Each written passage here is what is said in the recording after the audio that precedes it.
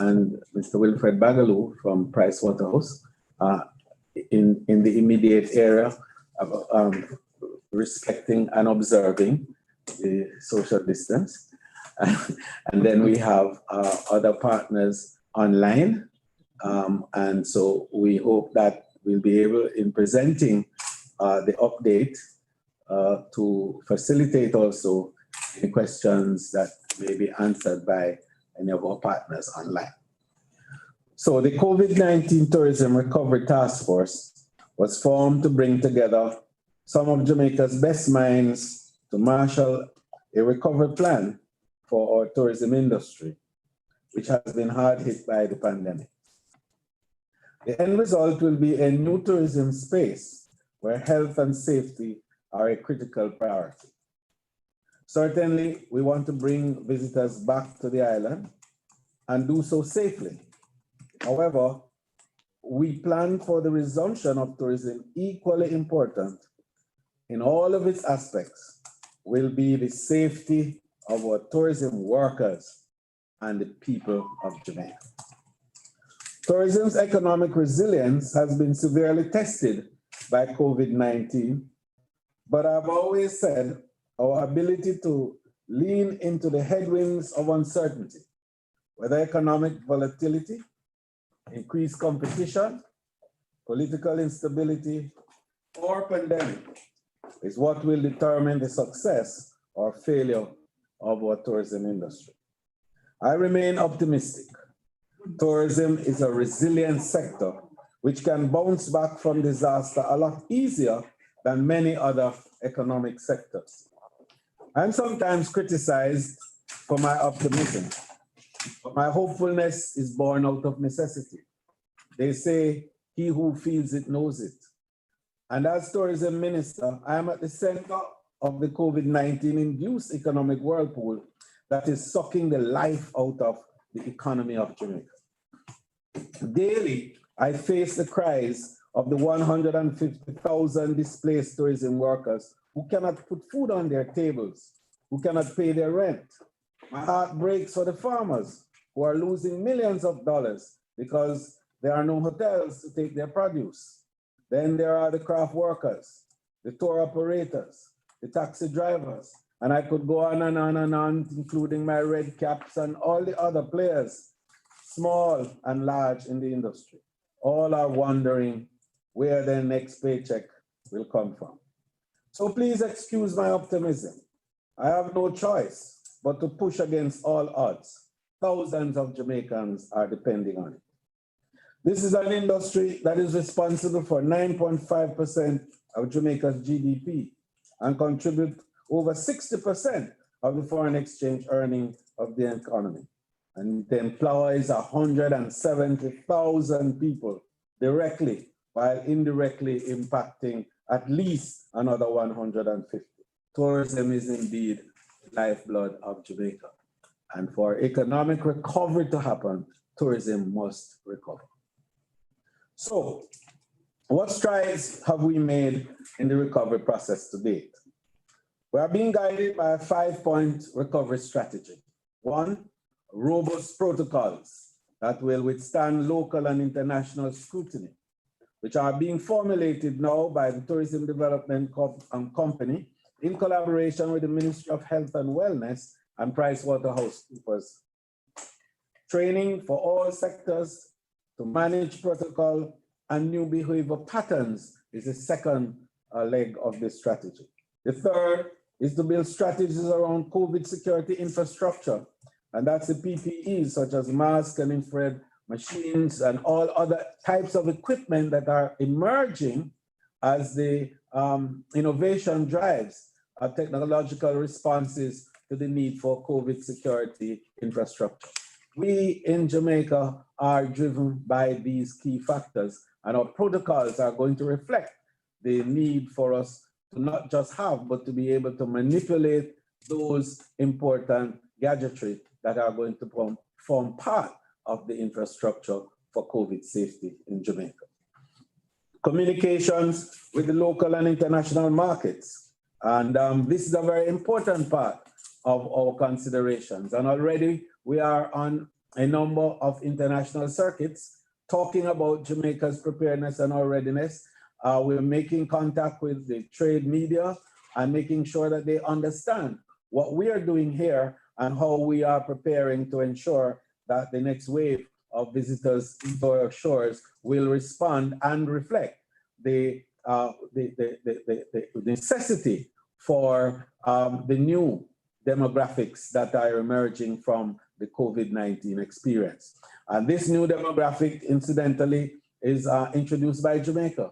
It is we who have coined the phrase Generation C, Gen C, that will be the new demographic with a psychographic profile that will be influenced greatly by health and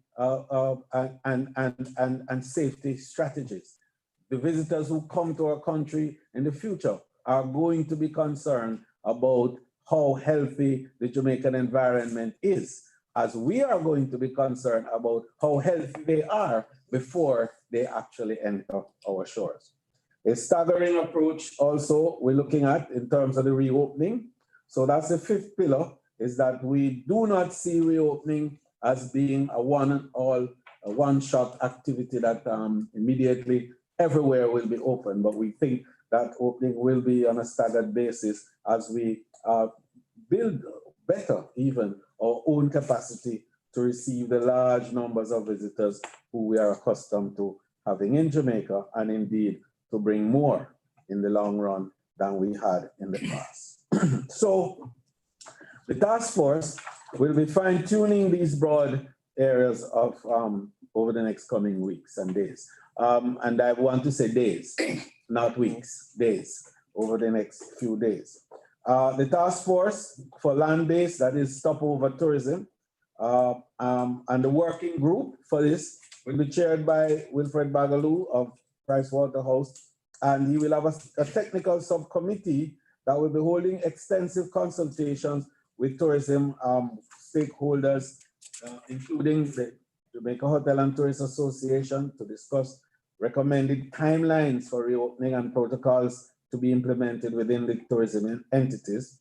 They'll be looking at ground transportation providers and tour operators to discuss the capacity of vehicles once the sector reopens and the protocols are implemented to carry through their program and to ensure that the COVID security that we are offering from this destination is observed to its fullest.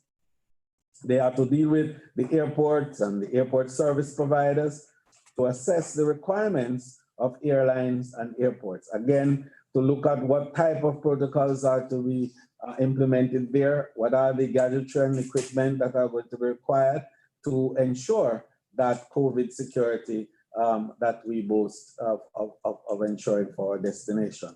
We're looking also at how to work with Ministry of Health in all aspects of ensuring that testing and tracing as a key part of their responsibilities is enhanced within the tourism sector, because we want to make sure that all our tourism workers and indeed the communities that are around the tourism plants are as protected as is possible. And then, of course, Passport, Immigration and Citizenship Agency, PICA, to discuss with them issues around immigration and how that will be dealt with at the airports, as well as discussions around health declarations, using technologies to establish e-gates and a number of other technological solutions that will enable seamlessness in our entry, but at the same time preserving every element of our health protocols. We want also them to meet with the hotel operators, the big hotel operators and the small, everyone. Sandals, Roundhill, Invertel, you know, all the Spanish hotels, the Mexicans, the locals, everybody. We want to have a good session with all our partners to make sure that everybody is fully aligned and we are on track to achieve the objectives of a COVID secure destination. In fact, we are using the term COVID resilience as being the overall guiding philosophy of our efforts. Jamaica must become COVID resilient. And that is what I'm driving this task force developing the protocols and in developing all the elements that are going to come together to enable a reopening. We want the world to know that Jamaica is going to be COVID resilient. Jamaica Manufacturers Association, JMEA, will also be consulted with to assess the ability of manufacturers to support the tourism sector from a supply perspective. And that's very important because the industry doesn't work, it doesn't operate if the manufacturers and suppliers aren't in sync. And indeed, some of the COVID security equipment that are going to be required will have to be sourced through some of these partners.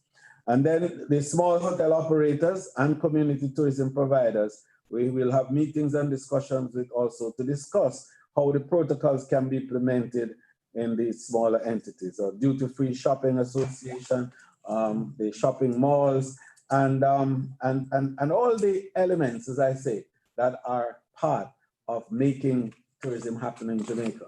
You know, I've always said that tourism is really a series of moving parts that must come together seamlessly to create an experience that people pay for.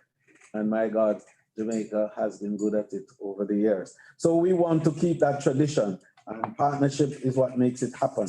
And this task force has been working and are continuing to work to make sure that we fulfill those key elements of consultation and participation so that all our partners feel pretty much a part of the exercise for reopening. Additionally, TPDCO has been included in the consultation process regarding the development of the new tourism protocols, and the Tourism Enhancement Fund has been consulted regarding loan facilities to aid the recovery. I want to make a point on that because yesterday I started some discussions with some of our financial partners with regards to a window of opportunity for some very soft credit with moratorium for our small and medium enterprises in the industry, particularly to deal with the procurement of the COVID security equipment, because these are going to be very central. Every visitor who is going to come to Jamaica, part of this Gen Z that I'm talking about, are going to be looking for these things, and they're not coming to you unless you are equipped with all these kinds of gadgetry that secures their health and well-being. You know, so dispensers must be there, so they must be able to have capacity for social distancing while ensuring that the pleasures and the joys of the experience that Jamaica prides itself with is still available. This morning I was talking on a radio station and they were asking me how social distance is going to now comport with Jamaica's tradition of fancy and sun and a lot of fun. And I made the point that the creativity that has already been expressed by a number of our partners is showing how these social distances can be achieved on our beaches. A new configuration will emerge on our beaches, the way we even arrange furnishings on the beaches to accommodate our swimmers and so on. And then how we treat with pools and we function within that. And then of course there's a question of how do we deal with dining and other social facilities and activities within the hotel. So all of those protocols are being worked out to make sure that we are COVID resilient, COVID ready. So throughout all of these stakeholder consultations, Chairman Bagaloo, and I'm going to ask him to say a few words later on and to introduce the immediate team that's going to be working with him over the next few days, and it's not weeks now, Chairman Bagaloo. It's days to fine tune the protocol with Ministry of Health and to make sure that we are, I say COVID resilient. That's the buzzword phrase. So the information revealed from the stakeholders, we want to make sure that they are incorporated in the overall protocols that will be put forward. We want to close by few words to you before I go to ask Mr. Bagaloo to indicate that one of the central pillars of this COVID resilience strategy is training, and training of our workers. And I'm proud to let you know that the online training program that we initiated 2 weeks ago is going very well.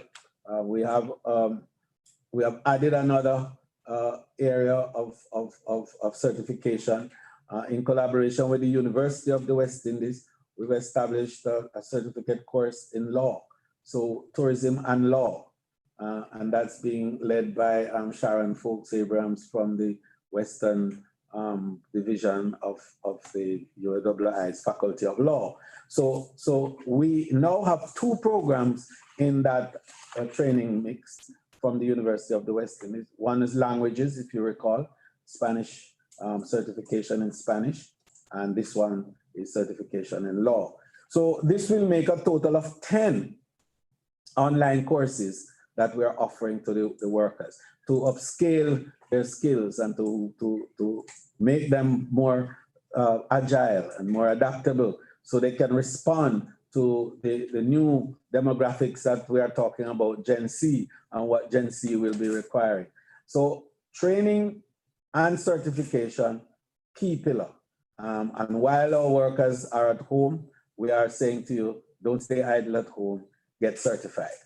And so far, 7,000 applications came in, and I think we have registered about 4,000 of those who are active now in the training exercise. The next key point that I wanted to make in terms of the pillar is the matter of public education and communication. We're going to be embarking on a major program there to ensure that the communities understand what the new tourism is going to be looking like, and what working with COVID and then in the long run post-COVID tourism is going to be like. So in other words, we're defining it in 2 terms. There's the one with COVID tourism, and then there is the post-COVID tourism. And the public education in relation to that will roll out shortly. And we're also going to be showing the videos from the different companies in terms of what they are doing, videos in terms of how the airport is going to look, and airport videos in terms of how our local transportation subsector is going to look. And then, of course, we're going to be having comments from ordinary folk as to what their own responsibility is going to be to make sure that the destination stays safe from any intrusion and any infection being transferred from visitors who come to the island, or indeed from any of our own people who may not be very careful in terms of their own practices, health practices. So in closing, I just want to say that we are working non-stop. And I'm very proud of this team that we have, this task force that is perhaps the most eminently qualified task force that has ever been put together in tourism in Jamaica. And the eminence of them are reflected in the quality of the persons themselves, their experiences, and the fact that they have been also digging deep into data from all over the world. They are finding best practices from everywhere. And when you see the protocol, you would realize the extent of consultation that has taken place and the range of best practices that we've garnered in from countries all over the world. I'm very, very heartened by the work that has been done. The subcommittee on cruise, led by Professor Gordon Shirley, the task force with Wilfred Bagaloo, and of course, the work that the ministry personnel have been doing, or PS, the Director of Tourism, the ED of TPDCO, the CHEF ED, all of the teams And I just want to use this opportunity midway in this process to express my personal appreciation and deep gratitude to you for the tremendous work that has been done. The JHTA and ourselves, we have worked like peanut pot, and that works beautifully for the future of our industry as well. So let me ask Chairman Bagaloo, and he will in the process introduce the technical team that's working with. Thank you very much, Minister. Do I need that mic here? Yeah. Yes.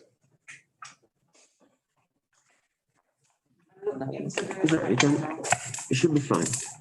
Thank you very much, Minister, and good morning all. We at PricewaterhouseCoopers,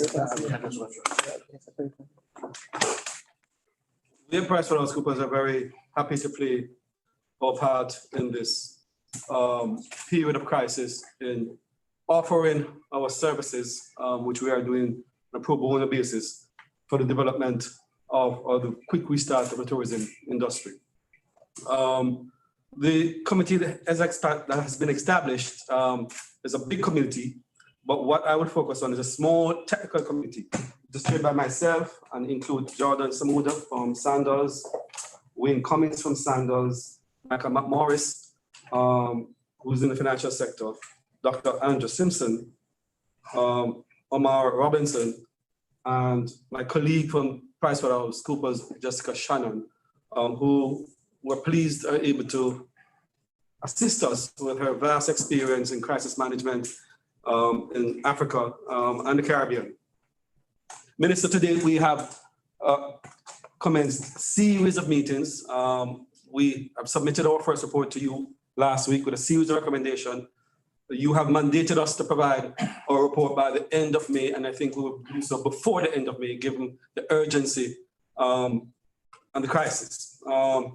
So we are very pleased to play our role, and we will fulfill the mandate you've given us.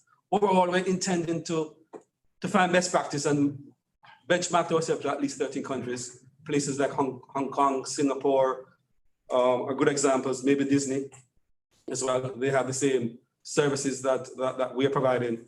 And the critical for us is COVID security, and how do we manage the risk between employees, tourists, and the Jamaican people.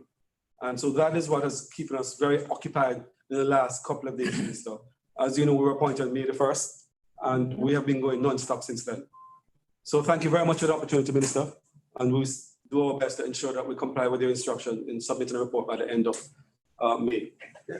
Okay, thank you. I think we just wanted to indicate a little more about Jessica Shannon, who is a Harvard graduate and comes to us with a wealth of experience and knowledge about crisis management. Her work, I think, with Coopers, with PricewaterhouseCoopers internationally, is going to play a very big role in our being able to draw on international best practices based on her own experiences. Yes, she was very central in helping CDC, among others, to work out the protocols for the Ebola pandemic, and she served both in Africa and in the Caribbean, dealing with these types of international disruptions. And so bringing her on board, and particularly for her to focus on fine-tuning the protocols over the next few days along with Wilfred Bagaloo is going to be seminal in terms of enabling us to deliver that protocol the Prime Minister wants in short order, so that we can make firm decisions with regards to imminent opening of the tourism sector. Jessica, are you on?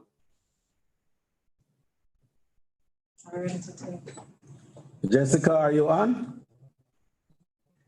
I'm not sure. Hi, could you hear me? Okay. Yes, Jessica, we can hear you. Hi, good morning, everyone, and good morning, Minister. It's an honor and a pleasure to support the Jamaican tourism sector in this regard, so I appreciate the opportunity. You want to tell us a little bit of how you see your own involvement with us over the next few days, weeks? Sure, Minister. As you indicated in your kind introduction, as PwC, I am part of our Global Crisis Center and team, and lead any crisis that relates to humanitarian response, whether that is natural disasters such as a hurricane, a pandemic, or a mudslide or an earthquake. So have worked in a number of different crisis response situations to support governments and the private sector as they navigate response and recovery efforts. In this regard, as you rightly pointed out, was our lead globally for the Ebola crisis that took place in West Africa. And even in early days now, as it relates to COVID-19, are in very active discussions with our teams around the world, as well as directly with governments and private sector related to economic recovery and specifically tourism. In diverse markets, which would range from obviously here in our backyard, but also a wide range and diverse markets such as Indonesia, Hong Kong, Czech Republic, and of course the United States in terms of what they're doing to be able to bring leading practices here to Jamaica, synthesizing that, of course, with the leading practice that exists within our market. So very happy to bring some of those protocols to help balance the opportunity to recover tourism and continue to position, as you say, Gen Z and the growth around that with balancing the risks and ensuring the safety of citizens, workers, and tourists. So look forward to working very closely with you and the team. Thank you very much, Jessica. And just to remind us all that Gen Z, Generation C, is a Jamaican definition of the new demographic that will emerge from COVID-19. That we are leading the world in terms of that thought process.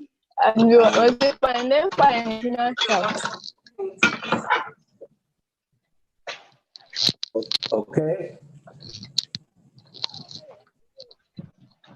Thank you very much. So now, and also just to remind that the COVID recovery task force is a multi stakeholder conglomeration, if you will, and it is also a bipartisan construct because the opposition spokesman and the representative are part of this recovery exercise. Questions?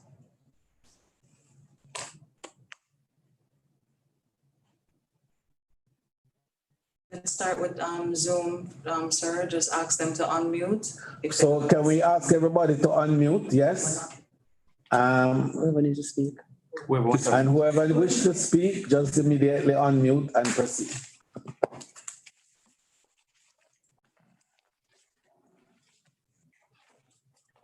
All right, in the meantime, sir, on Facebook, we have a question from Conrad Morris. Why is it taking so long for tourism workers to get the cash grant from the government? Most tourism workers provide bank account. It should have been easier to facilitate the transfer of the cash. Well, I think that transfer is going on now. And so, and remember that the said cash is going to be over a 3-month period. So each month you will get your checks. And I think the first wave of it has started already. And then the next wave will follow until the end of June. Minister, are you hearing me? Jason Hensel here. Yes, Jason. Good morning. No, I just wanted to ask about the capacity of TPDCO to be basically providing the guidance, because a lot of the smaller properties in particular, not as much an inspection as much as providing the right guidance, somewhat of a hand-holding exercise to assess each property and their state of readiness. and whether TPDCO, has that in-house capacity, or how we can bolster that capacity, say, for the next 3 months to ensure that, persons are getting the required advice and support that they need. All right. Well, we have our destination assurance councils across the island. And so we are going to be sort of leaning on them. We have, I think, 5 resort areas that we have identified, and we have a chairman for each, and we have also a destination manager for each of those. So in addition to the team from head office itself, we will be drawing on our support in the communities, that is the resort communities where we have our destination assurance office. So we also will be working whole of ministry in this regard, so that it's not just TPDCO now, but it's going to be everybody. TEF is going to jump into the picture, tourist board. All of us are going to be out there to ensure that the protocols are understood by our small and large players alike. But to your point in particular, to work with you to ensure that these COVID security equipment, then basically that's another phrase, terminology that has been coined by Jamaica. It's not used anywhere else in the world yet. COVID security equipment, that is a Jamaican coinage along with Gen Z. So we will be out there, Jason, and we're starting as quickly as Wilfred and Jessica are finished with the protocols, which hopefully will be by next week. Next weekend, Wilfred? Yes, by next weekend. Minister, just a second part to that question. In your own mind, do you see community tourism being included in what we would call the first phase of reopening, or do you think that more guidance is going to be needed on that, and that it may be too risky in the first phase?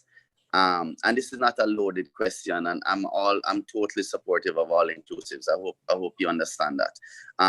But there's there is the thing. One is that if you're within a confined space, that it would be more protected, versus being a smaller property and going out into the wider community. Which is what we typically sell in Jamaica. So this is, I just want you to understand, it's not I'm very supportive of all different types of tourism. I just want to understand from your perspective, if you see community tourism being in the first phase, or whether we should be being a little bit more cautious when it comes to community tourism and going out into the wider communities. Well, remember now, this whole process remains a moving target. Because sure. we are working with an unknown in a lot of ways. This virus is still being studied by the world. The world still doesn't come to full grips with it. So we are going to be very careful, as we spoke about phases. And while you make the point about the elements of vulnerability that reside within our own areas, we have to be mindful of. So the market also is going to be very conscious about where it engages first. And we will see how that unfolds. I don't want to make a comment in full about who will start first or so. I'm awaiting the report. The team is going to be out there. I'm just being advised by Donovan that we are expanding the team from 11 to 70. So we'll have TPDCO alone, we'll have 70 persons out there working with you across the island to observe and also to guide us in terms of what the schedule of opening could be in terms of the different subsectors. So Jason, I understand the anxiety, especially from where you sit, but I wouldn't want to make a comment on that until another week or so when we have completed some of the work in the field.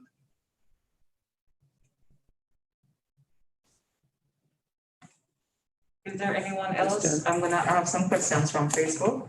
Yeah, we have some Facebook questions. Jennifer Bohr is asking about the protocols and opening dates.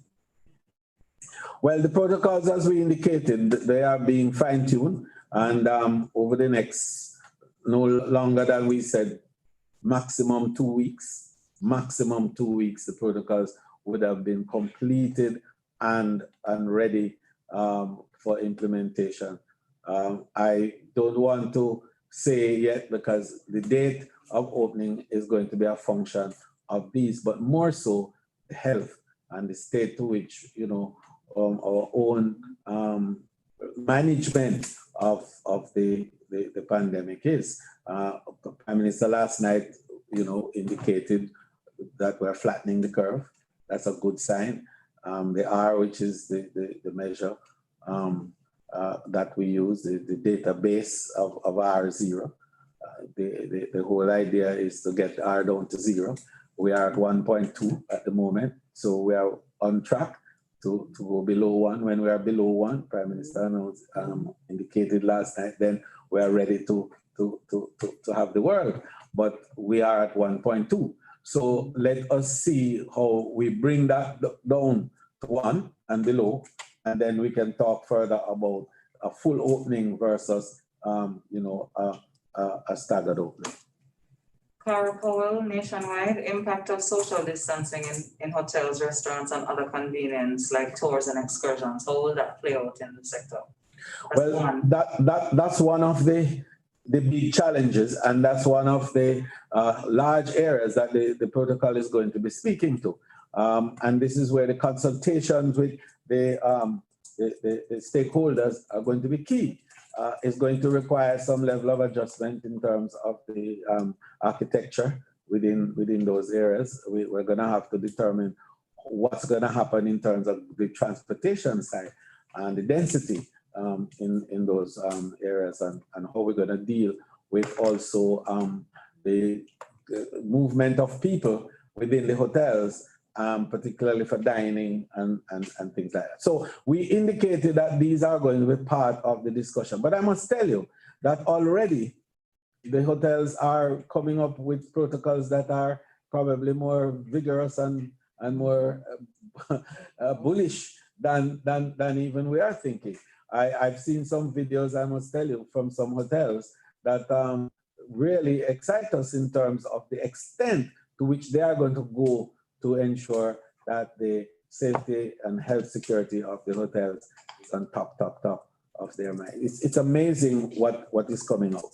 So in that same vein, for Cara Powell Nationwide, a broader question of what will tourism or the industry look like with this new normal that is COVID-19? Well, what the industry will look like in the new normal is emerging. And I think when the protocols are finished, you will get a good picture. Generation C, as I say, will reflect a new mindset. It's going to be an industry that is going to be far more responsive to health, security, and safety. The focus is going to be a lot on how to make sure that we protect the lives and well-being of everybody. We've always done that, as you know, but in a very more precise way, and also in a way that puts responsibility on the individuals. Because this one is not now about so much what the destination has to offer for you, but it's a lot more about what you do while you are in the destination. So the psychographic profile that I spoke about is defining what are the expectations and what are the passion points, if you will, of the tourists that are going to come to Jamaica. Yes, they are going to be driven by some of their traditional desires, but they are going to be driven hard by the safety and security protocols that we have in the country at this time. So it's going to be interesting to see what the final image of that tourism is going to be. I've been talking with people all over the world daily, and various notions as to what tourism would look like have been coming through. Pictures of people in masks and people who are rowing boats in a special way, planes that are built with special configuration to respond to social distances, the absence of middle seats, or in some instances, IATA, for example, is saying they don't support the removal of middle seats. But what they're going to do is to have equipment that defogs and debugs the plane on an interval of half an hour or an hour, as the case might be. So what we're saying is that the verdict is still out as to what it will look like post-COVID, but we can see, based on what the requirements are going to be and the type of COVID security equipment that are emerging, we will get a sense of what it's going to look like. Facebook, sir, just quickly, Colin Wilmot, what projected volume of visitors are we looking at in at least the first quarter after we reopen our borders? Well, that is, I'm making an educated guess on the basis of what you call pent-up demand, because we know that there are a number of bookings that are already there that have not been canceled, and a number of flights are already being programmed. All the airlines who support Jamaica have filed for flying in, some starting from as early as May here, and going back. So I would say that we probably would start around 25 to 30%, and then you grow and develop. I think, when you get to November, you would probably see a spurt in terms of bookings and arrival. And then that would start the winter for 2021, and then we move on from there. So I would believe that we would start somewhere in the region of 25 to 30%. All right, sir, just a quick, sorry, you can go back to Zoom after this. Jennifer Bohr again, tourists want to know if a quarantine upon arrival to Jamaica is going to be a possible protocol in the long run. And they're worried about their future bookings if that is one of the protocols. Well, the world is not looking at a long run situation of quarantine. Everybody knows people buy vacations, they buy holidays, they buy fun. They don't buy quarantine. So any issue of quarantining would be a short-term arrangement, which is to deal with the immediate containment of the virus, which is what everybody is talking about all over the world. But we don't see that as being a feature of the new tourism and the new look. I think the Gen Z will not want to have quarantine. And we don't think that in the long run, that will be the feature of the industry. Sir, Facebook is very hot right now. Sorry. Facebook is hot, yeah? Yes, Darlene Roden. As a Jamaica travel specialist, is there a message you want us to share with tourists through our social platforms? What's the message you want them to? The message is that Jamaica is becoming COVID resilient to ensure the best experience, the safest, and the most desirable vacation that they could ever hope for.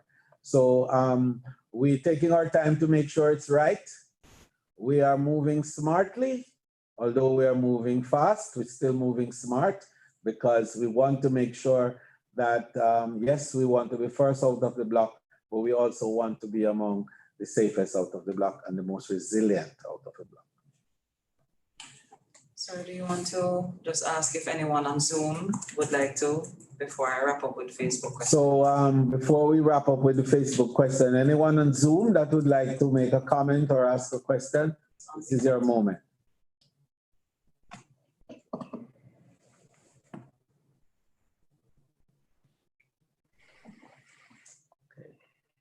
Glenn Lawrence? Yes, Glenn?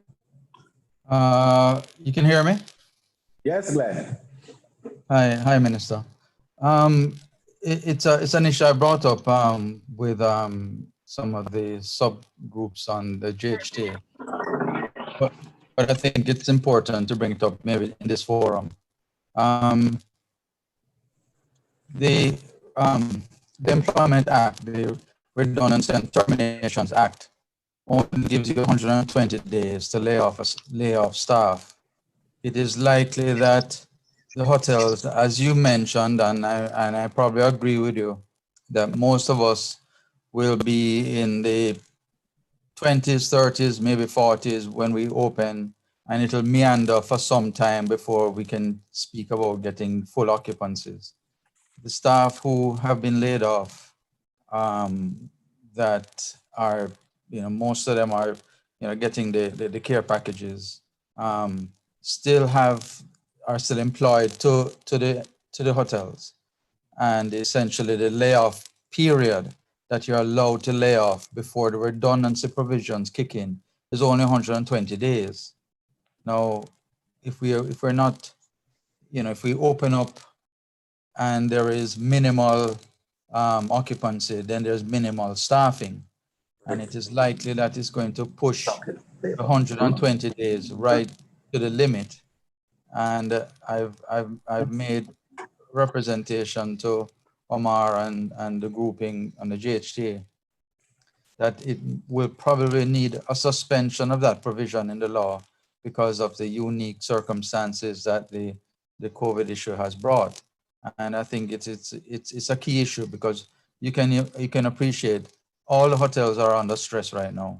And the last thing you would want is staff pressuring you to make them redundant because of the technicality of the law.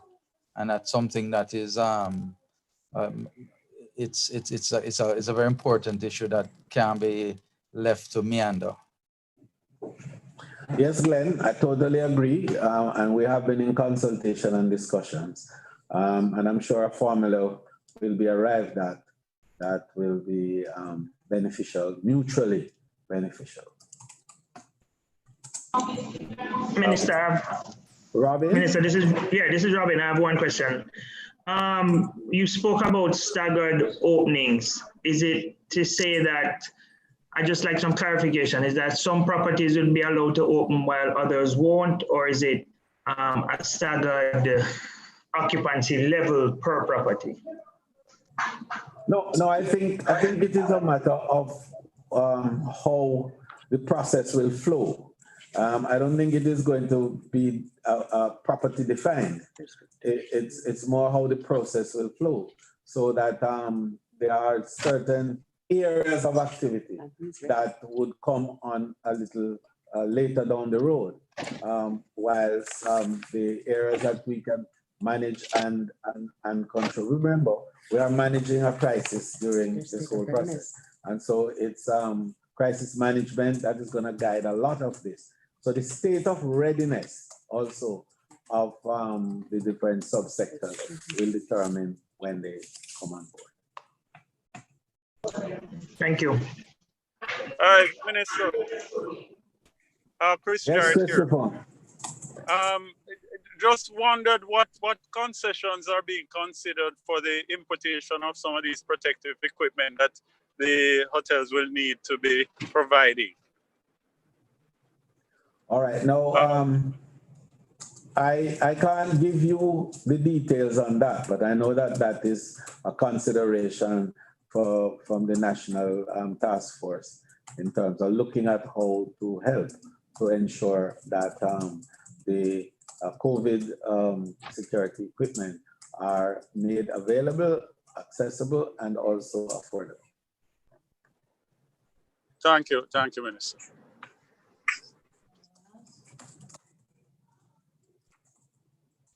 All right, quickly from Facebook, Jacqueline Scott Lawrence is asking, as a small transportation operator with this new normal that is being spoken of, how much consideration is being given to this subsector? Oh, well, that subsector is going to come in for a lot of consideration on our side because the call on them is going to be harder, stronger than the bigger guys, simply because of scale and also of resources. So one of the discussions that we are having with some of our financial partners is to improve the special arrangement we now have with Jamaica National, for example, so as to enable the small players in the transportation subsector to have access and also to enjoy some level of of cushioning, if you will, during the difficult time. But it is going to be important that they all comply to the protocols. So the effort is to try to give you capacity to be able to comply. We are also going to be talking to some of our multilateral partners, and this is one of the work that Jessica and Wilfred will be doing for us to see how we can get support from them to facilitate the smaller enterprises in being able to acquire and access these equipment. That's it from Facebook for now, sir. So I'm not sure if you want to wrap up. Okay, now I think we've had a good morning. Any other comment from Zoom? Estelle, thank you very much and enjoy the rest of the day and remain COVID secure and safe. And our big work now is to build COVID resilience. Remember, we are going to become a COVID resilient destination. Thank you. Thank you, Minister.